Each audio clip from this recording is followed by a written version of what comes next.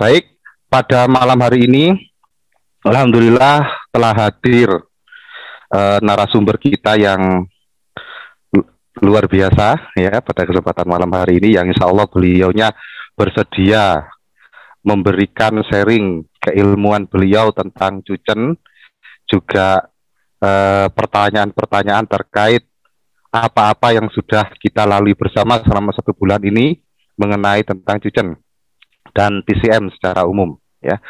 Telah hadir ya di tengah-tengah kita Dr. Kikyong, SSI, MSI, MPAM, SC, PhD, PAK, AKP. Ya, alhamdulillah ini luar biasa sekali. Saya sapa dulu, salam kenal, selamat malam Dr. Kikyong. Salam kenal, selamat malam. Selamat malam. Ya, terima kasih sudah mau hadir di kesempatan malam ini, Dok. Iya, Pak. Malam ini sesuai jadwal ya, yaitu tentang review dan tanya jawab, Dok ya. Mungkin dari para peserta, teman-teman di sini. Kemarin admin saya juga sudah menyampaikan, silakan teman-teman untuk melis pertanyaan-pertanyaan terkait TCM secara umum, terkait cucen khususnya selama 1 bulan ini. Ya, sebelum masuk ke dalam pertanyaan-pertanyaan dari teman-teman ini, saya sebagai moderator juga ingin bertanya, Dok. Iya, Pak. Ya, siap. Pertanyaan saya, mungkin juga ada beberapa teman-teman yang berpikiran sama ya tentang mekanisme cucen ini, Dok ya. Nah, ini sesuatu yang memang menjadi tanda tanya besar sih bagi para terapis khususnya ya. Apapun itu, baik itu mekanisme kesehatan lain ya, kesehatan mekanismenya bekam bagaimana, mekanisme akupuntur bagaimana, dan malam ini pertanyaan yang juga menjadi tanda tanya besar, yaitu mekanisme cucen ini bagaimana ya dengan kesehatan tubuh kita ya, dengan pengaruhnya terhadap organ tubuh, organ dalam kita, kemudian sampai tidak kepada penyakit-penyakit yang insya Allah dapat diatasi dengan cucen. Mungkin ada sedikit sharing dari Dr. Kikyong. Terima kasih. Oke, Pak. Ya. Jadi sebelumnya terima kasih kepada Ya, Pak Rizal, kepada Ibu Aisyah dan panitia yang telah memberikan kesempatan kepada saya untuk sharing kita ya. Saya bilang sharing ini, kita nggak ada yang lebih pintar, nggak ada yang lebih ini ya, kebetulan aja lebih dulu sedikit belajarnya, jadi kita sharing ya, belum tentu saya lebih tahu daripada teman-teman. Izin share screen boleh nggak, Pak, untuk menjawab pertanyaan Bapak? Karena saya silakan. Sudah menyiapkan, pasti ini akan ditanya, jadi saya sudah menyiapkannya. Sudah menyiapkan, ya. Siap, Dok, siap, mari silakan. Karena ini review, jadi mari kita review sebentar aja ya, teman-temannya saling mengingatkan ya. Oke, apa sudah terlihat teman-teman? Sudah, Dok. Oke, saya mulai ya, Pak ya. Siap. Saya slideshow aja biar lebih gede ya. Nah, ini kalau kita bicara akupunktur cucen. Akupunktur cucen itu sendiri kan, kalau kita tahu akupunktur ya akupunktur ya. Kenapa akupunktur harus digabung dengan cucen ya? Padahal akupunktur, aku itu tempat poinnya ya, poin itu meridian. Puncture itu kan berarti ada penusukan, berarti ada yang ditusuk, tapi ini digabungkan dengan cucen. Jadi artinya akupunktur cucen ini dia menggunakan metode cucen tanpa jarum yang ditusukkan. Ini maksudnya ya, teman-teman. Nah, di dalam Chinese medicine itu sendiri kita tahu bahwa ada begitu banyak pendekatan untuk Chinese medicine ini. Salah satunya itu ya akupunktur, yang kedua itu dengan Chinese tuina atau kita sebut dengan cucen ya. Tuina dan cucen itu juga akan berbeda nantinya ya. Nah, teman-teman mohon jangan melupakan ini. Saya dokter, tapi saya punya interest yang sangat besar sekali terhadap TCM, dan basic dari TCM itu adalah mengenai 5 unsur ini ya, using ini. Jadi teman-teman dalam setiap melakukan terapi di dalam menggunakan susan atau menggunakan akupunktur, mohon yang ini jangan dilupakan. Saya pikir sudah ya disampaikan.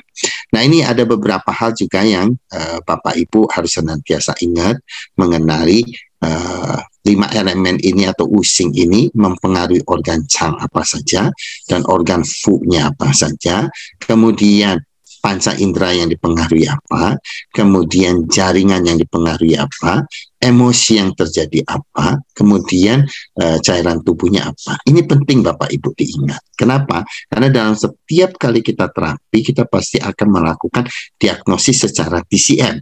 Nah, diagnosis secara TCM itu melibatkan anamnesis ya, menggali informasi, melihat, mendengar, membaui, dan lain sebagainya. Kemudian ada palpasi, pemeriksaan nadi, nanti juga ada yang lainnya. Ini penting, Bapak Ibu mungkin supaya nggak lupa. Kalau saya dulu, supaya saya nggak lupa, saya suka foto, masukin ke dalam HP saya, nanti pas mau diterapi, kan kita learning by doing ya.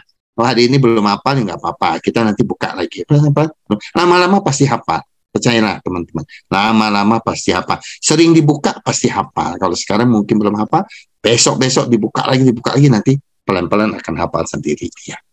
Nah, ini kalau di akupunktur ini ya seperti ini anekdotnya aja ya.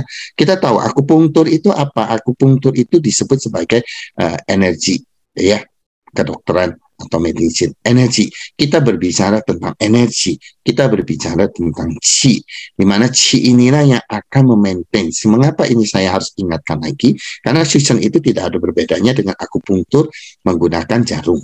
Ya, kita tahu ada 12 main meridian dan ada 8 extraordinary meridian istimewa ya. Ada yang membaginya menjadi 14 ya teman-temannya, ren dan du dimasukkan ke sini. Tetapi ada juga yang membagi 12 main, 8 yang extraordinary. WHO menunjukkan ada 361 regular point ya. Saat ini ada sekitar 110 penyakit dan gejala yang diketahui efektif kalau menggunakan akupunktur atau susan. Nah, saya akan memfokuskan di sini sebenarnya teman-teman. Kenapa kita harus tahu qi itu? Qi itu sendiri terbagi-bagi lagi. Kita tahu ada yin qi namanya ya, atau disebut dengan esensi. Ini biasanya, bukan biasanya, ini merupakan apa yang kita dapat dari orang tua kita ya, dari mama, papa, ayah, bunda kita. Kemudian berikutnya lagi ada yuan qi. Yuan qi ini merupakan jing qi yang aktif ya, merupakan bentuk aktif. Oleh karena itulah kalau kita mau dapat yin qi, yuan qi atau original qi ini, kita bisa menusuk poin yuan ya. Teman-teman nanti ingetin, setiap kali kita saya mau ke titik ini ya, mau ke meridian LI, oh saya sudah tahu poin yuannya itu di mana, titik yuannya itu ada di mana. Nah, ini akan membangkitkan original qi kita ya. Sedangkan chong qi itu kita sebut sebagai gathering qi. Ini dapatnya dari mana? Dari ta qi ya. Ta qi itu apa? Ta qi itu melalui respirasi ya. Energi murni yang kita serap melalui pernapasan itu kita sebut ta qi. Ta qi itu akan bergabung dengan ku qi. Ku qi itu adalah qi yang diperoleh dari makanan atau minuman kita. Sehingga gabungan inilah kita sebut sebagai chong qi ya, atau gathering qi. Chong qi ini sangat gampang mau kita bangkitkan. Ini terletak di ren 17. Teman-teman tahu ya, ada di dada, persis di antara puting susu, kedua puting susu kita itu di tengah-tengah itulah. Persis di belakangnya letak ada gathering qi. Jadi kalau mau membangkitkannya gampang, ren 17-nya nanti dioprek-oprek ya. Kemudian dibagi lagi menjadi wei qi. Wei qi ini definisi qi ya. Wei qi ya. Wei qi ini diproduksi oleh Mingmen. Jadi kalau teman-teman kan ada ya di apa? Susan itu kan ada Mingmen ya, teman-teman ya. Nah, Mingmen ini dapat kita aktifasi untuk membuat wei qi kita menjadi lebih baik. Punten. Nah, WC ini, saya ulangi ya, WC ini tidak mengalir di dalam meridian, jadi dia berada di luar meridian. Levelnya ada di mana? Di permukaan, di fascia, dan di otot-otot kita. Ini fungsinya untuk apa? Untuk mengusir patogen yang akan datang masuk ke dalam tubuh kita. Sedangkan yin qi ini adalah nutrisi qi, ya. Ini bentuk lain dari Chongqi ini ya. Chongqi ini nanti ada dua, nanti bisa jadi wei qi, bisa jadi yin qi. Nah, berikutnya yang paling penting itu adalah saya lewatkan Chengqi ini lebih baik ke Chengqi ya. Chengqi ini total dari seluruh qi yang ada di dalam tubuh kita. Nah, Chengqi inilah yang kita sebut sebagai bisa disamakan seperti sistem imun, Pak Rizal. Nah, ini yang pertanyaan Pak Rizal tadi. Ya, Chongqi inilah di dalam sistem imun kita. Sistem imun kita baik di dalam sistem kedokteran barat atau Chengqi kita baik di dalam TCM, maka tubuh kita sehat. Bisa dengar webinar, bisa makan minum enak, tidur nyenyak, ya, bisa sambil nonton dan lain sebagainya. Aktivitas kita sangat enak. Nah, kalau yang satu lagi adalah xie qi atau kita sebut patogen qi, ya. Tetapi Bapak Ibu harus tahu, istilah ini kalau dipadu-padankan di dalam kedokteran itu tidak ketemu kalau dipadu-padankan, sehingga pada kitab Suen ya 2000 tahun yang lalu didefinisikan kalau Chengqi kita kuat, xie qi atau patogen itu tidak dapat masuk ke dalam tubuh kita. Jadi Chengqi kita atau total qi kita itu harus lemah dulu supaya patogen itu bisa masuk. Kalau kita tidak mau patogen itu masuk, maka Chengqi kita harus kuat. Ya, nah ini tidak ada ditemukan istilah tadi di dalam imun sistem kedokteran. Itu tidak ada istilah ini. Ada yang menerjemahkan sebagai mieni segala macam, itu ternyata tidak juga. Ada yang bilang ini qi dari paru-paru, dari spleen atau dari kidney atau dari ginjal atau dari limpa. Itu ternyata juga tidak. Akhirnya keluar satu istilah baru yang dikenal sebagai Neiwei Qi katanya, internal defensive qi. Ya, jadi inilah yang merepresentasikan semua Chengqi yang ada di dalam tubuh kita.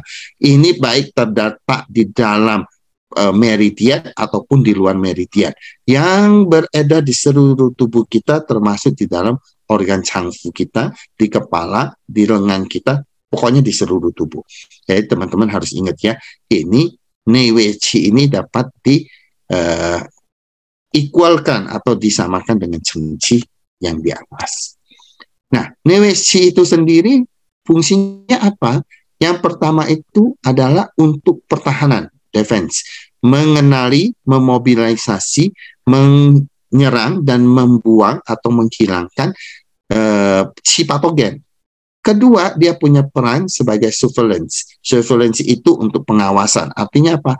Untuk attacking dan mengeliminasi sel-sel kanker.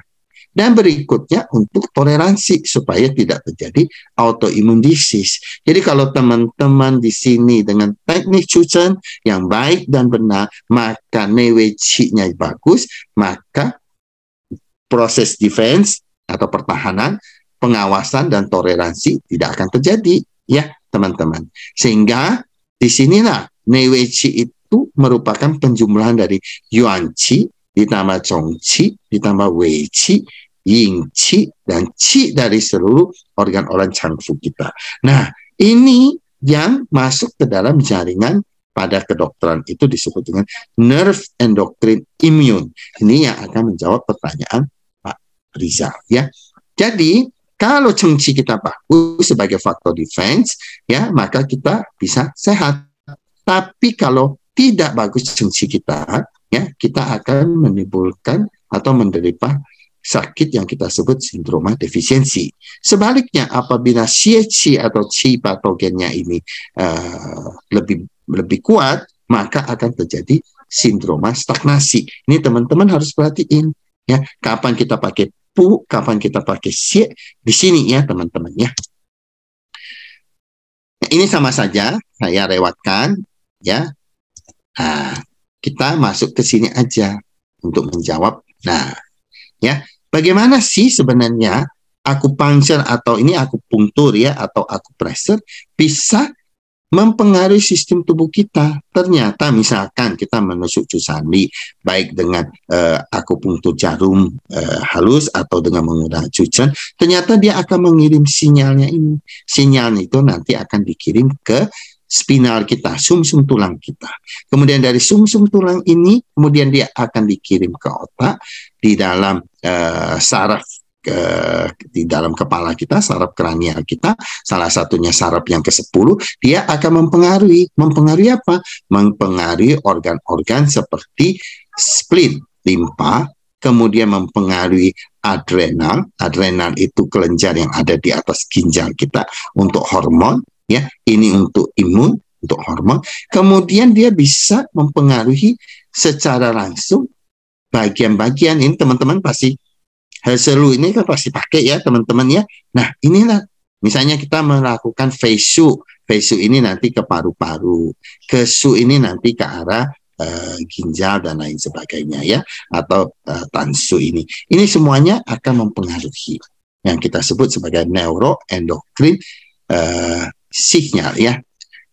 Apa yang akan terjadi lagi kalau kita lihat di sini, kalau kita lakukan akupunktur atau cucen, ini akan terjadi kalau secara kita melihat mikroskopisnya, akan mengaktifasi senyawa-senyawa yang berperan di dalam proses inflamasi. Senyawa-senyawa tersebut akan mengirimkan jawaban atau mengirimkan rangsang ke dalam otak kita. Selanjutnya otak kita akan teraktivasi. Apa yang teraktivasi? Satu dari jalur HPA aksisnya itu pada akhirnya akan mempengaruhi kelenjar hormon kita dan mempengaruhi sistem imun kita.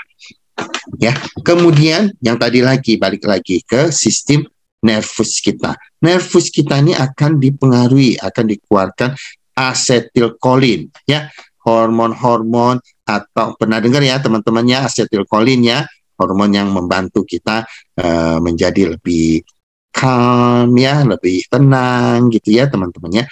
Kemudian juga mengaktifasikan adrenal system ya, kemudian dia mengeluarkan dopamin ya teman-temannya. Kemudian juga selain itu dia akan mengaktifasi spleen supaya sistem imun kita baik. Nah ini nanti balik lagi tuh ya ke sistem saraf simpatis. Sehingga semua organ ini secara tidak langsung kalau kita lakukan penusukan di satu titik atau kita manipulasi akupoint di sini, maka semuanya akan teraktivasi. Demikian Pak Rizal. Mungkin ada yang mau bertanya lagi atau ada yang kurang mengerti, boleh tanya lagi. Jadi secara umum itu yang akan terjadi kalau kita melakukan penggosokan dan lain sebagainya, maka neuroendokrin immune system kita akan teraktivasi sehingga dia akan mempengaruhi seluruh tubuh kita dan efeknya jadi positif. Demikian teman-teman. Iya siap. Ya, Dok. Berarti tadi sepertinya itu tentang saraf otonom ya Dok ya? Ya betul nih saraf yang ya ini saraf otonom. Berarti ada signaling sel ya Dok. Jadi apa-apa yang dilakukan di permukaan kulit itu bisa selalu ada sinyal ya Dok ya, yang betul nantinya bisa menstimulus imunitas kita ya, termasuk ya imunitas kita, endokrin kita secara otomatis. Jadi secara otomatis dia nggak milih-milih. Jadi dengan kita lakukan penusukan di daerah situ atau kita manipulasi di akupoint tertentu, dia nanti akan mengirim sinyal secara otomatis untuk mempengaruhi itu semua dan ngebalance itu semua. Itu. Terus tadi tidak ada compare dengan kedokteran konvensional, itu memang tidak bisa di-compare Dok untuk istilah-istilah itu. Kalau Chengchi kan setahu saya tadi imunitas ya. Bisa disebut imunitas Dok. Ya, imunitas Chengchi itu memang di Cina itu kan gini, kalau kita bicara Chengchi itu terdiri dari Wei Qi sama Qi yang nutritif. Ada dua ya. Nah, Wei Qi itu sendiri hanya mengatur di dalam istilahnya itu di luar permukaan meridian. Dia hanya akan mengalir di otot kita, fascia kita, tapi tidak di dalam meridian, tidak di dalam track meridiannya, tidak dalam mainnya ya, tidak di dalam mainnya. Nah, itu tidak bisa disandingkan dengan kedokteran barat, karena kedokteran barat itu kalau kita bicara sistem imun, dia ada organ-organ tertentu dan ada jalurnya tertentu, karena kita tahu kan ada jalur limfatik itu ya teman-temannya. Nah, itu tidak bisa diperbandingkan, karena tidak bisa diperbandingkan akhirnya di dalam kedokteran TCM itu keluarlah yang tadi disebut dengan Neiwei-Qi tadi, sehingga Neiwei-Qi itu sama dengan Zheng-Qi, sama dengan semua Qi yang ada di dalam tubuh kita, sehingga itulah yang saat ini sistem imun setara dengan Zheng-Qi itu, teman-teman. Baik. Ini saya jadi semangat ini. Akhirnya muncul beberapa gambaran pertanyaan, Dok. Tidak apa-apa, Dok ya? Tidak apa-apa, Pak. Ini kalau seandainya, Dok, cucennya itu harusnya sedasi, kemudian kita salah, yang kita lakukan tonifikasi, atau sebaliknya. Nah, ini apakah ada dampak negatifnya, Dok, dengan tubuh pasien? Tidak ada ya? Ada, tapi minor sekali, karena tubuh itu, tubuh kita kalau di dalam akupunktur itu, kalau saya bicara akupunktur ya, kalau di dalam akupunktur, misalkan saya mau lakukan tonifikasi, salah, dilakukan sedasi, tenang Bapak Ibu, pengaruhnya cuma 2-3 hari kok, habis itu hilang sendiri. Jadi apa biasanya? Biasanya, misalnya dia harusnya ditonikasi, kita sedasi, ya harusnya dia diperkuat. Ini malah kita malah neken sekali kan, berarti defisiensinya akan lebih-lebih lagi. Paling orangnya lemes aja beberapa hari. Oh gitu. Iya, enggak akan bikin sampai misalnya muntah darah apa enggak, tenang. Makanya itu keunggulan dari akupunktur atau Suchen itu di situ ya. Siap, Dok. Nah, terus untuk Suchen ini efektivitasnya apakah hanya di piau ataukah bisa sampai keli juga? Bisa sampai keli. Bisa ya. Ada penelitiannya. Ada penelitian yang menunjukkan bahkan Suchen itu lebih superior dibandingkan akupunktur jarum halus, Pak. Itu sudah ada penelitian, iya, sudah banyak penelitiannya, memang lebih superior. Salah satunya ya aman tadi, ya tidak sampai pasien belum apa-apa. Kadang-kadang pasien kan takut ya sama jarumnya, tusuk juga udah keringat dingin dia. Betul. Apalagi begitu ditusuk karena teci, wah dianya meraung-raung mungkin. Tapi kalau dengan Suchen kan enak ya, klien itu merasa oh ini alatnya. Saya terapi ini Pak Rizal, saya punya satu kasus saat ini, pasien umur 5 tahun kalau saya nggak salah, epilepsi ya. Jadi sekarang diterapi sama saya, memang belum dilakukan EEG setelah pasca terapi ya. Saya masih terapi seminggu 2 kali. Yang sebelumnya dia suka epilepsi, sekarang sejak diterapi dia nggak epilepsi lagi ya teman-teman. Jadi itu salah satu keunggulan Suchen. Kan kalau anak 5 tahun ditusuk pakai jarum, masih teriak dia, jarum saya aja udah teriak dia. Itu keunggulan salah satu Suchen yang saya suka teman-teman. Terus tips, Dok, apalagi kan sekarang pandemi ya, qadarullah masih belum selesai ya, karena kan mutasi terus dan sebagainya. Nah, adakah tips mungkin titik Suchen khusus untuk meningkatkan Zheng-Qi? Apakah ada, Dok ya? Mungkin bisa di-sharing, Dok. Ya, nih saya juga sudah siap. Yang pertama aliran Qi di otak ya, kita pakai Pai Hui Pa Zheng ya, atau Selu Yin Bao, benar ya. Kemudian untuk anti infeksinya bisa kita lakukan di sistem pernapasannya ya, GV 14 sampai 9, GV 17 yang tadi saya sebut ya, itu CV ya, kita dari belakang nih ya.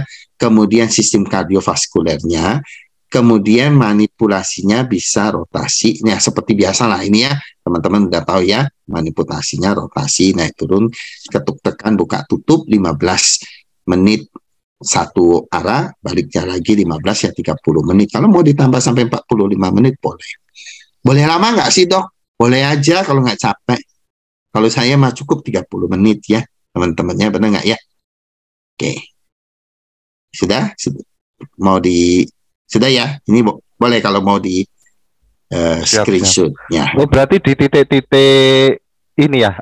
GV20, GV17 Betul. ini.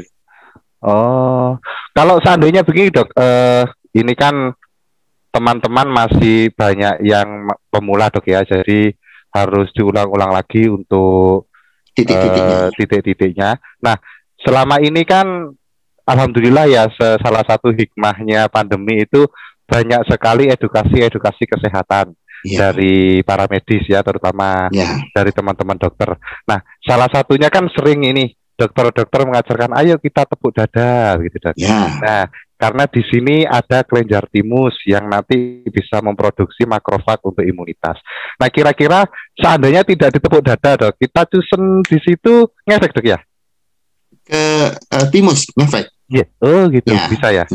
Siap. Tapi sebenarnya gini Pak, di dalam kedokteran Cina itu salah satu organ yang hilang itu timus. Oh gitu ya. Ya kan. Apa karena ini? Oh, karena usia atau gimana dok? Enggak. Kalau di kedokteran barat, makin kita tua, makin kita menanjak usia, timus itu kan akan makin mengecil. Betul. Makanya tidak heran orang tua itu sistem imun. Oh dulu saya gagah perkasa gitu loh. Loh kok sekarang makin tua kok kena ini dikit sudah pilek. Itu logikanya bisa kita pahami karena sistem imunnya mulai turun. Kenapa? Si timusnya itu atrofi, mengecil. Ya kan? Iya. Tetapi timus itu tidak pernah dikenal di dalam TCM. Tidak ada. Coba teman-teman, ada nggak? Nggak ada kan? Nggak ada. Padanan organ yang lain ada, meskipun pembagian fungsinya berbeda. Ya, makanya kadang kalau saya jadi dokter belajar TCM, saya harus tinggalkan dulu otak dokter saya. Kenapa? Karena kalau enggak, loh kok spleen kok begini ya fungsinya untuk transformasi makanan dan lain sebagainya. Benar nggak ya Pak ya? Iya betul. Kan nggak nyambung kalau di kedokteran barat. Sehingga yang ini harus ditaruh dulu, baru kita bisa menerima ilmu orang lain gitu. Oh begini ternyata di dalam sistem kedokteran Cina itu begini. Kalau saya lihat antara kedokteran Cina dan kedokteran barat, kebetulan dua-duanya saya pelajari, saya terus terang secara komprehensif atau secara makros TCM itu lebih unggul. Ya. Kenapa? Karena kalau di dalam kedokteran Cina itu kan tidak melihat sampai ke mikroskopisnya. Nah saat ini yang sedang dilakukan itu adalah padanannya semua. Padanannya semua yang tadinya kita melihat TCM itu makroskopisnya, sekarang dipadankan untuk melihat yang mikroskopisnya. Makanya yang tadi yang saya bilang, kok neuroendokrin sistemnya bisa teraktifkan, itu semua penelitian dikerjakan. Oh ternyata kita tahu Cucen atau akupuncture fine needle atau filiform needle itu fungsinya sangat bagus sekali. Gitu Pak. Ya, siap. Ya, terus mungkin pertanyaan terakhir dari saya ini dok, moderator ya. Nanti setelah ini teman-teman mungkin ada pertanyaan, sepertinya sudah ada beberapa yang masuk di chat. Nah, untuk membedakan antara ini di beberapa keterangan dari Sinse, kemudian para ahli Cucen dan di buku-buku yang menerangkan tentang Cucen, itu kan salah satu efek ya Cucen itu berhasil itu biasanya ada kebas dan lain sebagainya. Ini untuk membedakan efek itu adalah hasil dari Cucen yang benar, apakah salah titiknya seperti yang tadi 3 hari lemes, itu bagaimana dok untuk melihatnya dok, membedakannya? Ya, baik Pak. Jadi kalau kita bicara tentang Cucen atau akupunktur lah ya teman-temannya, akupunktur, kita kan berarti harus ada sensasi teci ya. Teman-teman mungkin tahu ya, nih kan melakukan cara melaksanakan rangsangan, ya harus timut teci atau xingchu Cucen ya. Teci itu kan bisa terasa baal, berat, Ya, seperti ada tahanan keras itu ya, itu biasanya kita udah kena ke titiknya. Ya, berarti kalau ada nyeri di situ, apalagi waktu ada nyeri, pas kita ini, oh berarti kita sudah tahu ini ada sumber masalah di sini. Begitu kita tekan, pasiennya bilang, aduh dok sakit gini. Kalau cuitan tidak ada masalah Pak. Kenapa? Karena tidak menggunakan jarum. Ya, kalau kita menggunakan jarum, berarti kita melakukan segala sesuatu untuk merusak dari kulit sampai ke lapisan bawahnya. Ya Pak ya, itu. Dan di mana waktu kita masukkan jarum, ada sesuatu, misalnya pemburu atau saraf yang berjalan di situ, yang kebetulan dekat titik tersebut, karena kita harus tahu di dalam akupoin itu ada banyak serabut saraf, ada banyak pembuluh darah, ada banyak pembuluh lymph yang berkumpul di daerah tersebut. Kenapa? Karena ya tadi, karena perlu sinyal untuk sampai ke otak kita. Benar nggak? Tapi kalau kita lakukan proses penusukan dengan akupunktur, dengan jarum, kita persis kena ke dalam sarafnya, maka yang akan terjadi adalah sharp pain. Sharp pain itu sama seperti kita kena iris pisau. Ya, kapanpun nusuk, kalau pasien bilang, dok kesemutan sakit, oh ya nggak apa-apa.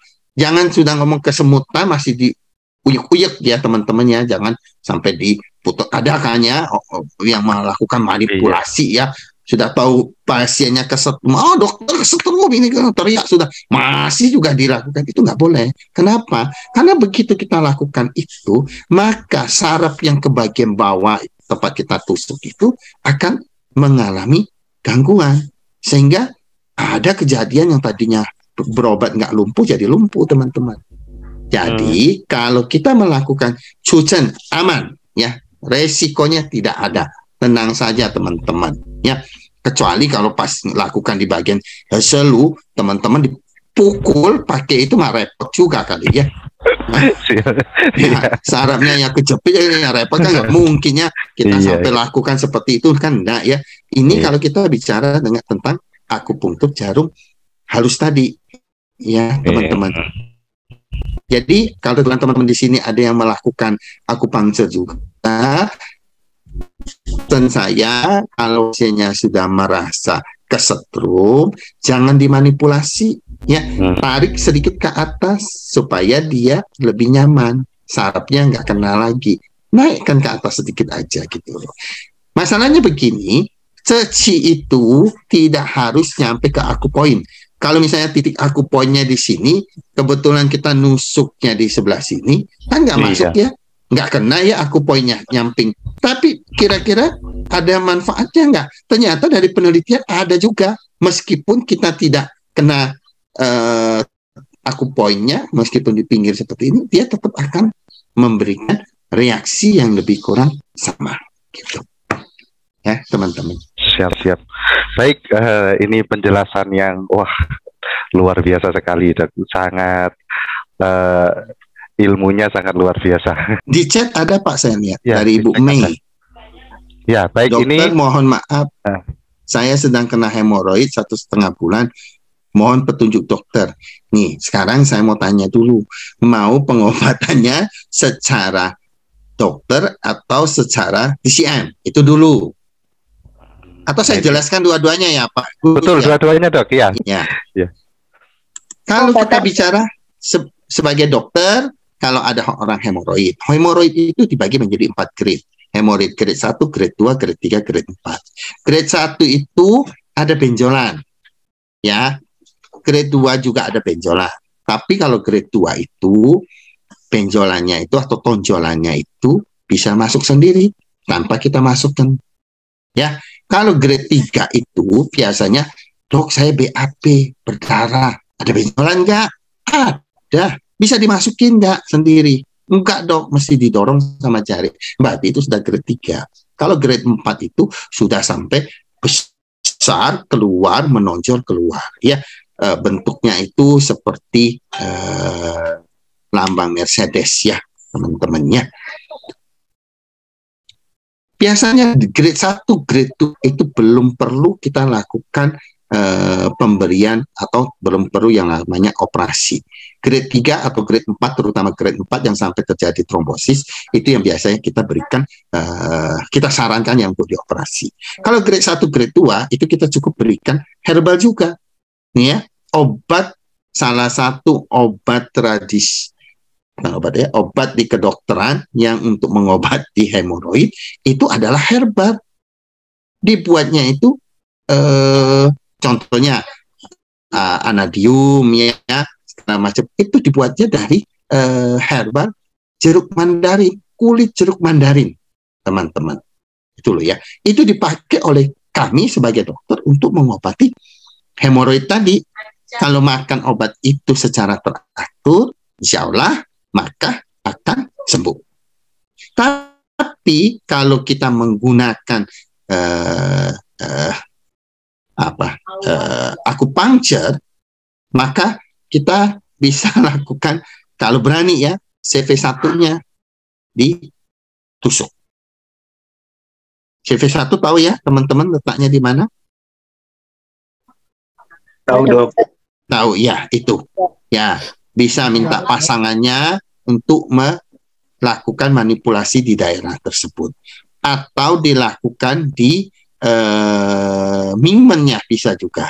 Ya, dari umbilikus ya teman-teman, udel kita tarik sampai ke belakang ya teman-teman, kan ketemu mingmennya ya, itu naikkan 1 cun ke atas ya. Nah itu biasanya ada titiknya, lakukan aja di situ pelan-pelan ya. Kalau pakai cucennya pelan-pelan aja, pakai cucen pena aja ya teman-teman. Siap. Mungkin itu Bu, ada lagi yang mau ditanyakan Bu? Pertanyaan lain dok, beliaunya tadi cuma menambahkan grade 4 beliaunya. Ya. Oh, grade 4. Grade ya. 4 ya. Berarti di cucen insya Allah bisa membantu dok ya? Insya Allah. Ya. Bisa, pasien ya? saya grade 4 nggak sampai dioperasi Pak. Oh gitu? Iya. Alhamdulillah. Tapi saran saya, ya, kalau bisa dikombinasi. Ya, minum obat boleh ya, yang pakai yang TCM, karena saya bukan ahli herbal, mungkin bisa tanyakan orang ahli herbal ya. Bisa pakai herbal plus akupunctur atau cucen. Lakukan seminggu 2-3 kali. Kalau akupunctur, dia pasti akan kembali lagi seperti semula. Baik. Biasanya berapa kali dok? 12 kali. Oh, 12 kali cucen ya? 12 kali aja. Oh, begitu. Siap. Baik. Berarti untuk herbalnya ini harus didampingi yang ahli juga ini. Betul. Tapi kalau Iya. misalnya mau beli obat dokter ya mangga, yang tadi tadi nggak promosi merek obat ya. Oh iya, siap dok. Punten. Siap. Iya, tidak apa-apa. Baik. Pertanyaan selanjutnya, bisa disembuhkan dengan cucen dok? Hernia atau turun berok itu karena usus itu masuk ke dalam rongga. Ya. Kan hernia itu ada hernia di bagian umbilik juga, hernia inguinalis. Ya, apakah dia sifatnya sebelah belakang dalam? Ya, ada juga kalau pada laki-laki hernianya itu masuk ke dalam skrotum ya, benar nggak? Nah, kalau sudah sampai masuk skrotum, sudah nonjol, nyerinya sudah hebat, jangan dilakukan cucen lah, benar nggak teman-teman? Kita harus tahu batas kita, ya teman-teman ya. Tapi kalau misalnya dia baru, bisa dilakukan ya, kita memperkuat otot-otot perut kita, ya. Bisa saja kita manipulasi semua yang di area perut kita, dimanipulasi bisa. Ya, tapi jangan sudah tahu ada hernia, kemudian bagian yang ada hernia itu kan termasuk benjolannya, dimanipulasi. Kan salah satu kontraindikasi cucen itu adalah tidak boleh dioprek-oprek daerah situ. Benar ya teman-teman? Jadi kalau sudah sampai memang bukan kompetensi kita lagi, sebaiknya kita sarankan ke dokter supaya kita tidak dianggap melakukan malpraktek. Benar nggak ya teman-temannya? Kita harus hati-hati, senantiasa berhati-hati. Tadi niatnya mau nolong orang kok jadi kepentung kitanya ya, benar kan ya? Ya, Iya, Dok. kita harus hati-hati sekali. Siap, siap. Baik, pertanyaan selanjutnya, Dok. Ini di chat. Untuk cucen apabila terlalu keras, kemudian paginya, apakah ada efek sampingnya di tubuh kita, Dok? Ada. Itu namanya juga Nggak ada ya? namanya pegel ya. Pegel itu bisa saja karena titik itu touch-nya kena. Coba kalau nggak percaya ya, aku puncture pada orang kena P syndrome ya, nyeri pada otot dan lain sebagainya. Bapak Ibu lakukan akupunktur dengan jarum. Saya jamin pasti pegelnya luar biasa. Ya, pasien tuh bisa ngomong, "Dok, 3 hari loh dok, pegel sekali, berat sekali."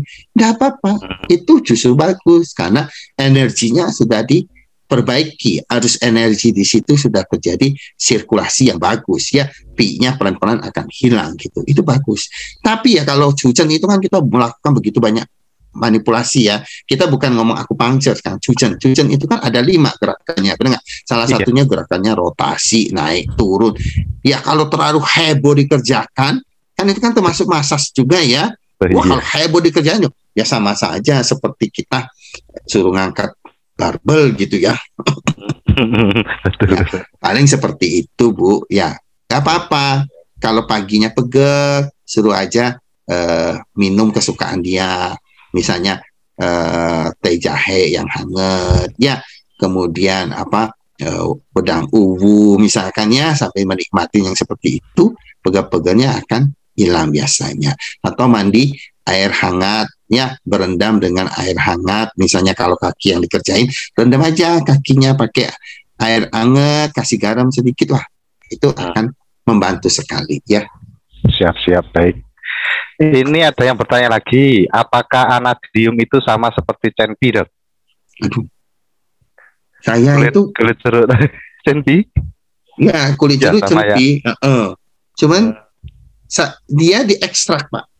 Iya, ya, ekstrak. Anadium itu diekstrak dari kulit jeruk. Jadi yang diambil itu diosminnya sama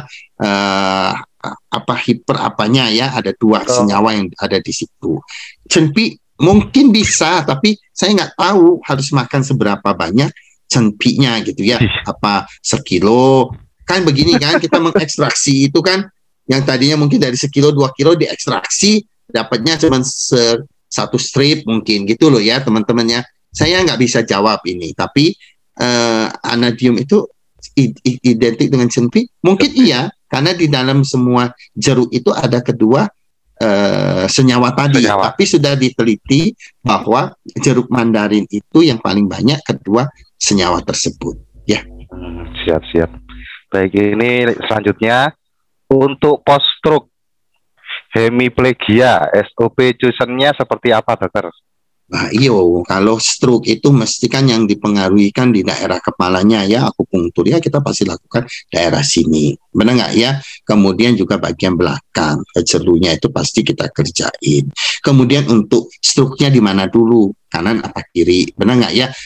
Yang lemah itu yang mana? Misalnya ada orang yang lemah di kedua sisi tapi tangannya lebih tidak terlalu lemah, kakinya. Berarti kita bisa pilih di titik GB34-nya ya.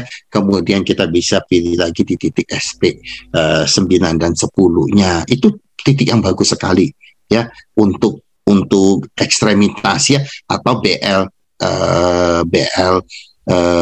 56-nya, 60-nya ya, itu bisa kita lakukan yang bagian belakang, tapi nggak usah terlalu kuat juga ya, karena ini bagus ya.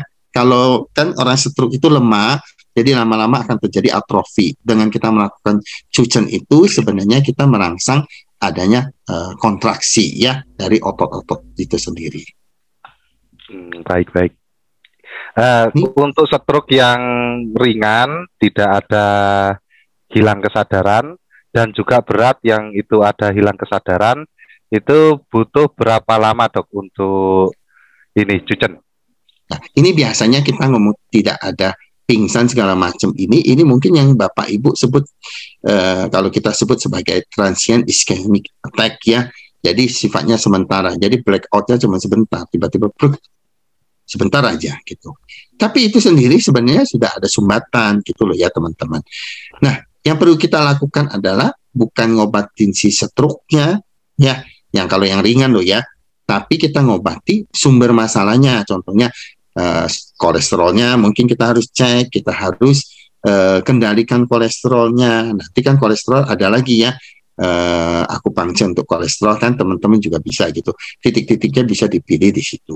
Nah kalau yang berat, misalnya terjadi hilang kesadaran segala macam, tentu dibandingkan dengan tidak ada ini, kita tetap bisa lakukan cucen untuk yang orang tidak disertai pingsan dan lain sebagainya sama yang ini. Tapi tentu saja akan terjadi perbedaan ya, baik dari sisi manipulasinya, benar kan ya? Iya. Manipulasinya kuat keras lembat segala macam kan. Kemudian kita juga harus bedakan lagi mengenai bukan frekuensinya, mungkin yang satu seminggu mungkin sekali, yang ini bisa 2-3 kali. Kalau saya sendiri ya untuk pasien stroke, kalau akupunktur itu awal itu pasti saya akan minta pasien itu seminggu 2-3 kali untuk diakupunktur selama 12-16 kali. Paket untuk stroke itu biasanya 21 kali teman-teman. Kalau saya gitu 21 kali kalau dengan menggunakan akupunktur akan bagus. Pasien akan kesenangan. Kenapa? Karena seri yang ke-6, 6 kali pertemuan sampai 8 kali pertemuan, bahkan 1 kali pertemuan pun kalau kita menggunakan metode yang tepat sesuai, dia sudah ada perubahan. Ya, sudah ada perubahan, tetapi kadang-kadang pasien itu suka, saya sudah enakan, tidak melanjutkan lagi. Nah, itu yang harus kita edukasi. Betul. Kenapa? Karena itu penyempurnaannya, kita perlu terapi itu secara paripurna. Jadi saya dari awal pasti akan mengingatkan pasien saya, kalau Bapak Ibu tidak, istilahnya gini kan, kesehatan itu adalah buat diri kita sendiri ya. Jadi kita harus bertanggung jawab dengan diri kita sendiri. Kalau tidak punya komitmen terhadap diri sendiri, Bapak Ibu itu nggak akan bisa punya komitmen terhadap orang lain. Setuju nggak? Setuju. Harus komitmen dulu sama diri sendiri. Saya kepengen sembuh. Kita ini sebagai terapis hanya bisa membantu beberapa persen. Sisanya itu butuh kerjasama dari klien kita. Setuju nggak? Kalau kliennya sendiri ogah-ogahan, saya akan sarankan lebih baik nggak usah buang waktu, buang tenaga, buang biaya. Ya benar nggak ya teman-teman? Betul. Dan kita daripada menjanji-janjikan hal yang kosong untuk apa ya, benar kan ya? Iya. Kita sendiri rasanya nggak nyaman, pasien sendiri, berobat sama dokter kakak nggak ada sembuhnya katanya gitu. Nah, padahal kita sudah ingetin ya, datang tepat waktu, kemudian terapinya yang rutin gitu ya. Bukan kita mau uang orang gitu ya teman-temannya ya. Iya, kan gini ya, uang itu mungkin rezeki dari Tuhan kan ya, rezeki dari Allah. Karena kita sudah memberikan pelayanan kesehatan kita. Bukan masalah itunya, tapi kita ingin bahwa klien kita sempurna, sembuh secara paripurna itu. Iya, betul. Ya memang kebanyakan di lapang gitu, enak dikit, nggak kontrol lagi. Iya, betul. Memang harus diedukasi, betul. Baik, ini pertanyaan berikutnya tentang apakah cucen itu aman untuk ibu hamil, kemudian titiknya untuk mengurangi mual, biasanya linu-linu ya di punggung, itu di mana, Dok? Ya. Kalau kan ada ya kontraindikasi cucen, mungkin masih ingat ya teman-temannya, hamilnya berapa bulan, 3 bulannya, jangan dimanipulasi di daerah perut, kan sebenarnya bilangnya begitu kan, di daerah perut. Manipulasi di tempat lain boleh, asal jangan di perut. Tapi Bapak Ibu harus ingat bahwa ada titik akupunktur yang kontraindikasi untuk kehamilan. Jangan coba-coba dikerjain. LI4, HEKU itu tidak boleh dikerjain teman-teman. SP6, Sanjin Ciao itu tidak boleh dikerjakan. BL62 itu nggak boleh dikerjakan. Kalau dikerjakan, nanti tiba-tiba kontraksi. Cucen telinga berdenging. Ini di mana, Dok? Telinga berdenging. Iya. Telinga berdenging berarti kita harus manipulasi di daerah telinga ya. Salah satunya ya. Di sekitar telinga sini, teman-teman. Ya kan, ada titik-titiknya ya. Tapi ingat teman-teman, Telinga itu selalu berhubungan dengan hidung kalau di kedokteran. Ya, jadi kalau kita terapi telinga, kita tinggalin hidung, atau kita terapi hidung, kita tinggalin telinga, repot. Jadi, ini pengalaman saya. Kalau terapi gangguan telinga, saya pasti kerjain juga hidungnya. Kalau dia sinusitis, saya juga pasti kerjain telinganya. Jadi 2 titik itu, contohnya pitongnya kita kerjain. Ini berdasarkan pengalaman pribadi saya ya. Kadang-kadang saya suka ngomong sama teman-teman saya yang aku pungturi, ilmu dokter kakak itu ilmu sesat. Ilmu saya ilmu sesat, karena saya suka bikin shortcut Pak Rizal. Jadi kalau saya misalnya baca buku, kita pakai titik ini, ternyata titik ini nggak bisa. Tapi sesuai dengan penalaran kita, sebaiknya kita tambahkan titik ini. Wah ini contoh yang paling, ini saya ada satu hal yang ingin saya ceritakan. Contohnya itu adalah pada pasien saya yang datang karena dia kanker payudara stadium 3. Ya, datang ke saya itu sudah dioperasi radikal mastektomi, kemudian sudah di segala macemin, di akupunktur sama saya rutin bagus. Tapi dia harus di kemo. Setiap kali di kemo pasti leukositnya turun. Leukositnya turun, dia harus tunggu leukositnya naik, dia baru bisa di kemoterapi. Suatu hari suaminya bilang, dok, bisa nggak di akupunktur? Saya kan nggak tahu problem mereka. Suatu hari suaminya bilang waktu kemo yang kedua, dok, ini nggak bisa di kemo dok, karena tidak bisa dilakukan leukositnya turun. Oh, saya bilang kenapa nggak ngomong dari kemarin? Saya akan tambahkan 1 titik, saya bilang. Begitu ditambahin 1 titik, 4 hari kemudian leukositnya naik sampai 20.000 yang dari 1.500. Dan itu saya punya datanya. Saya sampai punya datanya, dilakukan setiap kali dia ngomong leukositnya turun, kita kerjain 4 hari kemudian naik. Begitu dia bilang leukositnya turun, kita kerjain lagi 4 hari kemudian naik. Padahal kita tahu leukosit itu bisa naik dalam kurun waktu 7 sampai 10 hari. Jadi kita bisa memendekkan waktu pematangan leukositnya hanya dengan penambahan 1 titik pada formulasi titik untuk kanker saya. Siap-siap. Loh, penasaran ini dok. Iya. Jadi nanti bisa dilanjut dok ya.